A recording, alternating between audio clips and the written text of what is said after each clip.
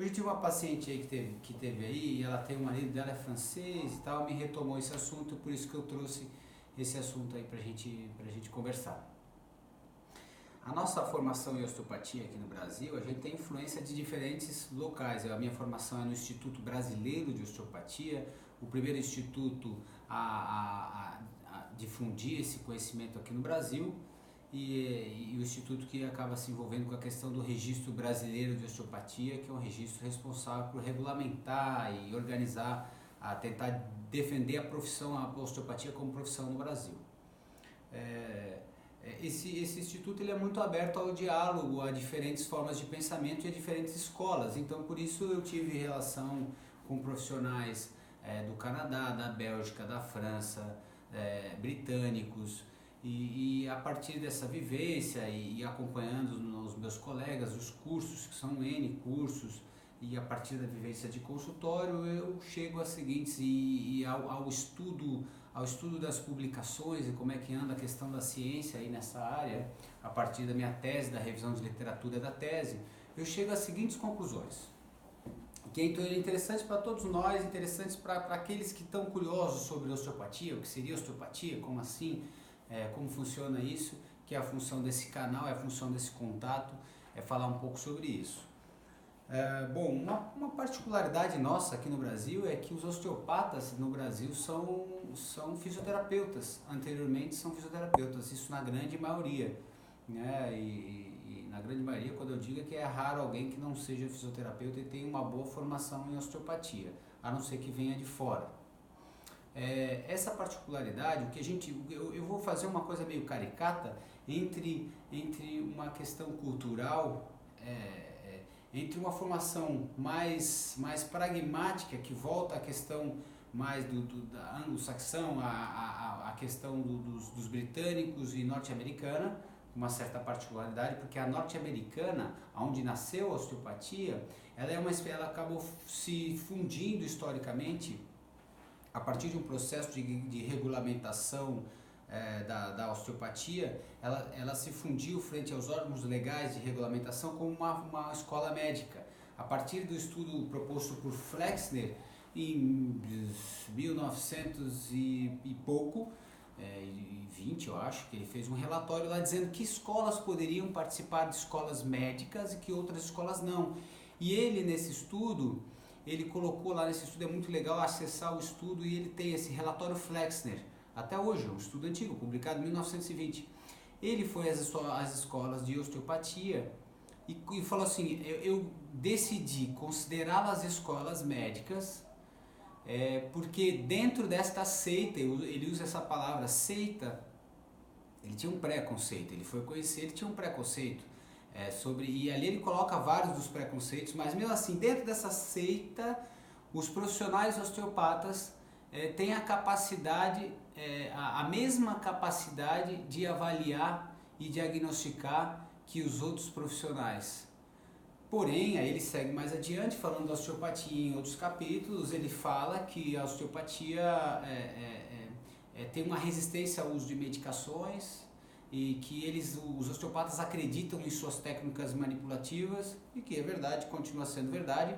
Ele considera também que a população tinha uma aderência muito alta ao tratamento, isso naquela época, né? Muito interessante esse relatório para quem quer estudar a questão da história da osteopatia, porque ali tem alguém que tem um viés, que na verdade ele foi contratado para conseguir padronizar as escolas de medicina da época.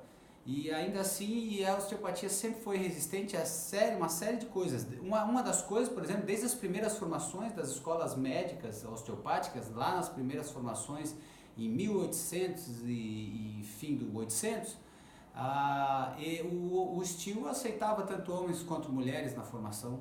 E a escola médica não aceitava mulheres, porque acreditava, segundo a sua ciência, as suas crenças da época, que as mulheres eram inferiores, fisiologicamente falando, biologicamente falando.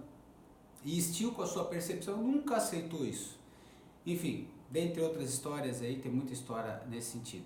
Mas voltando ao nosso contexto que eu estava falando anteriormente, que é importante a gente pensar e valorizar. A osteopatia brasileira tem particularidades, a nossa história não é tão longa, Nós temos aí de escola de osteopatia, sei lá, 30 anos de escola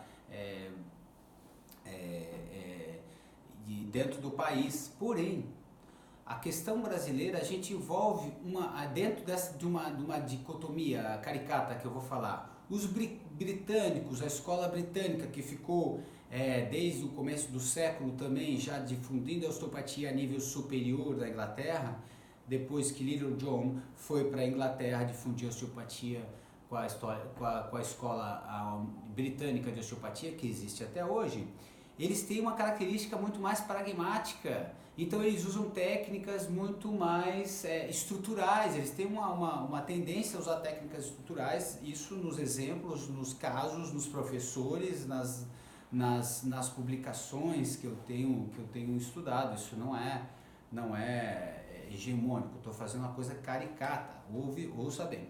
Aí tem a escola já francesa, belga, que trabalha muito mais as questões viscerais, a manipulação das vísceras e as relações fisiológicas com o todo, no sentido do que a pessoa come, como ela vive, qual a relação entre as questões. Ela aborda mais dessa maneira. Não é questão de ter um melhor ou pior, mas, por exemplo, as duas escolas têm seu valor, ou seja, você tem uma mão boa para manipular coisas estruturais mais específicas, musculoesqueléticas, mecânicas, é importante, e você ter uma consideração complexa, visceral, que entende o todo, que tem um toque mais leve em determinados momentos também é importante. Porém, para sustentar uma coisa que às vezes não se sustenta tão fortemente, que seria a questão visceral, craniana e tal, não se sustenta na ciência dura, ela às vezes fala, isso aqui é placebo, isso aqui é... E já vem outros viés que falam, não é só placebo, a pessoa está acabando percebendo, ela está tomando conta de certas coisas, enfim, tem outras interpretações que valem a pena serem interpretadas, porém, esse lado fica muito mais filosófico, esse lado fica muito científico, duro, pragmático, seco, vazio de subjetividades, cheio de potenciais subjetividades. No campo da aprendizagem, esse aqui é uma fala mais lenta, mais filosófica, esse aqui é mais científica, mais dura. E aonde entra o Brasil nessa história, entre uma escola britânica e uma escola francesa, onde entra o Brasil nessa história? O Brasil, nós herdamos agora nesse momento, que está sendo mais desenvolvido aí com a gurizada nova, com os novos professores de fisioterapia, a prática baseada da fisioterapia, a fisioterapia baseada em evidências, ela tem se desenvolvido muito. E isso traz muito forte o pragmatismo, então aproxima a fisioterapia de uma coisa mais pragmática. Eu tenho que avaliar parâmetros, eu tenho que ver se a pessoa está melhorando esses parâmetros fisiológicos, né? E isso dá uma força muito do pragmatismo para você dar uma resposta concreta ou falar assim, não é por esse caminho, não vamos seguir por esse caminho. Isso é muito bom para a questão do custo-efetividade. Então você vai ver a pessoa está gastando, está vindo, fazendo consulta e está gastando com você. Você quer dar uma resposta concreta e palpável para ela e que seja observável ao longo do tempo, é claro?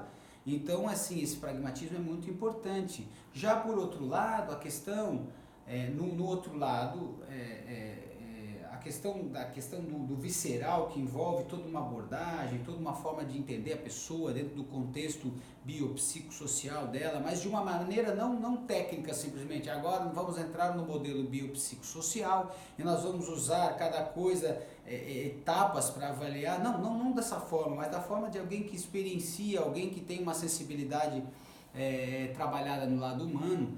Tem esse outro lado desenvolvido mais por aqui, na outra escola que é filosófica, que é visceral e tal, que no seu excesso acaba não tendo um pragmatismo, não tendo um comprometimento com uma resposta fisiológica. E é importante a união desse pragmatismo com esse olhar ampliado. Isso nós temos sim no Brasil. A partir do momento que você estudou no Brasil, que você viveu no Brasil, com a diversidade do Brasil, com a necessidade de ter aquele chamado jogo de cintura, de lidar com diferentes pessoas completamente diferentes, em diferentes situações, e esse reconhecimento nacional de que o brasileiro é alguma coisa mais quente, mais humana, mais próxima do outro. Eu não sei como definir isso, mas reza a lenda que somos assim. Para os outros povos, reza a lenda que somos assim, e a minha experiência de consultório, da união dessas coisas, quem vem, pessoal de fora que vem receber atendimento aqui, entende e reconhece a união dessas partes. Um pragmatismo que às vezes não existe na escola francesa, às vezes, não querendo fazer crítica, mas o que eu quero dizer é que é a partir dessa junção, dessa miscigenação que surge uma escola, uma característica brasileira, de um osteopata brasileiro aí meio, digamos, vira-lata, no sentido de se adaptar-se a diferentes condições. Mas, Léo, que condições? Condições de trabalho distintas, condições de espaço físico distintas, condições de pessoas sociais para você atender. Tem pessoas que têm condições culturais para entender o que você está falando. Tem vezes que você tem que usar um vocabulário muito mais acessível para aquela pessoa. Tem muitas vezes aqui na nossa população pessoas também que têm uma alta escolaridade e uma burrice emocional enorme, porque acredita nas coisas fantásticas e tecnológicas e tudo mais, e quer fazer mais e mais e mais, e não consegue entender que a atenção primária, que o cuidado das coisas primárias, que é feito a partir da sua participação, não, eu quero alguma coisa que entre, que vá, é uma burrice que se associa às vezes é uma influência norte-americana do cuidado de saúde, que é uma coisa tecnológica, também temos. Então, assim, é essa conversa que eu tenho para vocês, mas o Brasil deve ser sim valorizado como, agora tem a briga se é fisioterapeuta ou se é osteopata, as duas escolas, claro, são coisas distintas, a gente tem que reconhecer que as duas têm coisas distintas, que está dentro do nosso DNA de aprendizagem. Então nós temos que reforçar, eu sou sim osteopata, mas eu sou sim fisioterapeuta também.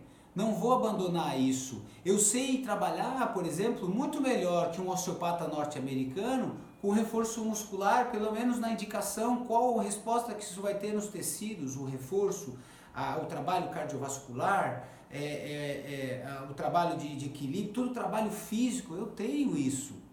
Isso é um valor nacional, é um valor brasileiro. Eu tenho mais resposta pragmática nisso também.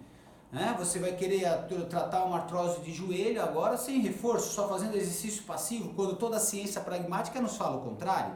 Fazer só osteopatia no joelho, não sei o que. Ajuda? Claro que ajuda. Só de você ganhar a liberdade articular em extensão, tu tira a pressão da patela. Mas o reforço muscular está na literatura, tem que ser bem feito. Então nós temos isso e que nós devemos valorizar o que nós somos. Nós somos bons. Valeu, galera. Abraço.